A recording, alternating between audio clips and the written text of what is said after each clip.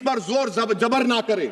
मेरा राइट है, यकीनन मैं जानता हूं कि आजादी के लड़ाई में वंदे मातरम का नारा था, मगर अगर आप इसको जबर करेंगे तो ये संविधान के खिलाफ है। वफादारी का सर्टिफिकेट हमसे मत लीजिए, मैडम खत्म कर रहा हूं। वफादारी का सर्टिफिकेट हमसे मत लीजिए।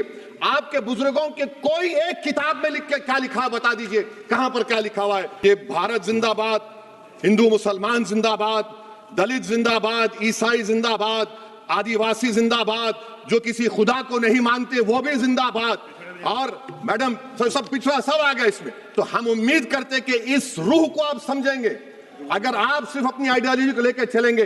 और आखिर में मैडम, जनाब बंकिम चंद्रा साहब के बारे में मैं आपके सामने डॉक्यूमेंट लेकर रहा हूं कि उन्होंने बीए का एग्जाम पास नहीं किया था, 7 मार्क्स से फेल हो गए थे, ये भी रख रहा हूं। तो आप जिसको लिटरेरी जायंट बता रहे ये नहीं है। बहुत बहुत शुक्रिया। और फिर यहां पर बोल रहे कि अगर भारत में रहना है तो वंदे मातरम गाना पड़ेगा। भाई ये तो संविधान के खिलाफ है, सुप्रीम कोर्ट के जजमेंट के खिलाफ है। अगर वंदे मातरम मैडम कौमियत का मियार है तो फिर सवाल ये है कि हसरत मोहानी की कौमियत क्या थी जिसने इनकलाब जिंदाबाद का नारा दिया? अगर यूसुफ मेहरली ने quit India Simon go back का नारा दिया तो उसकी कौमियत क्या थी? अगर हैदराबाद से मौलवी अलाउद्दीन जो मक्का मस्जिद का पहला मुजरिम है काला पानी में, और तुबेबाज खान जो मारकर लाश को लटका दिया गया था हैदराबाद में 8 दिन तक, उसकी कौमियत क्या थी? अगर इनायतुल्लाह काफी जो जिहाद का फतवा अंग्रेजों के खिलाफ दिया मुरादाबाद में, जब उनको 2 दिन में फांसी की सजा दी गई, और जब फांसी की सजा के ऊपर जा रहे हैं तो इनायतुल्लाह मौलाना काफी की जबान पर क्या था? वो रसूलुल्लाह हमारे प्रॉफिट की नात पढ़ रहे थे। क्या पढ़ रहे थे?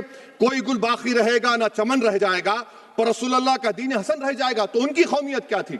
माल्टा की जेल में महमूदुल हसन, हुसैन अहमद मदनी 6 महीने माल्टा की जेल की ग्राउंड में पड़े रहे, उनकी कौमियत क्या थी? अल्लामा फजल खैराबादी का वो सल काला पानी का पुकार कर से पूछ रहा है जो वहीं पर मर गए, खबर वहां पर है, बताओ मेरी कौमियत क्या थी? मैडम मैं एक मुसलमान हूं, मैं इस्लाम को मानने वाला बावकार इंसान हूं, और मेरे मजहब की बुनियादी तालीम तौहीद है, ला इलाहा इल्लल्लाह, नहीं है कोई खुदा सिवा अल्लाह के।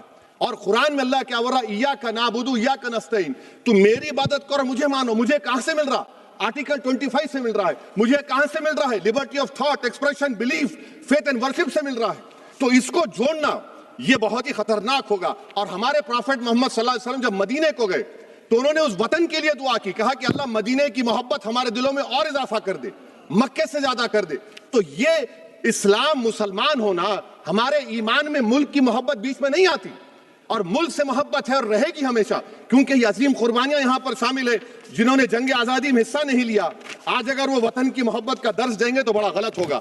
अगर हम इसे टेस्ट बनाते हैं वफादारी का, तो फिर मान लीजिए कि ये गांधी, अंबेडकर, टैगोर, बोस और लाखों आजादी के सिपाहियों की सोच को छोड़कर गोडसे की सोच की हिंदू कौमी परस्ताना, मैडम खत्म कर रहा हूं, हिंदू कौम परस्ताना को इख्तियार करेंगे। मुझे वतन से बेइंतहा मोहब्बत है मैडम, और इंशाल्लाह हमेशा रहेगी, मगर बावजूद इसके कि मेरी मस्जिद, मेरी इबादत गाह, मेरे कपड़े, मेरे कारोबार पर हमले होते, मगर मैं फिर भी कहता हूं कि वतन मेरा, हर वतन को हम छोड़कर नहीं जाएंगे।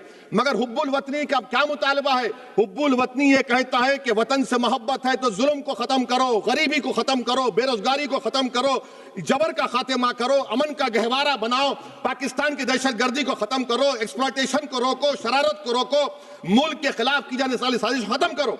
मैडम भारत एक चमन है जहां पर हर फूल को खिलना चाहिए, और अगर कोई इस फूल के अगर पूरे फूल खिलेंगे तो उसकी खुशबू से ये वतन मौतर होगा। मगर अगर इस चमन का माली ये कहेगा कि एक ही फूल खिलेगा, तो मैं जिम्मेदारी के साथ कह रहा हूं, अगर एक ही फूल खिलेगा तो वो सहरा बन जाएगा, और माली माली नहीं रहेगा, वो जल्लाद कहलाएगा।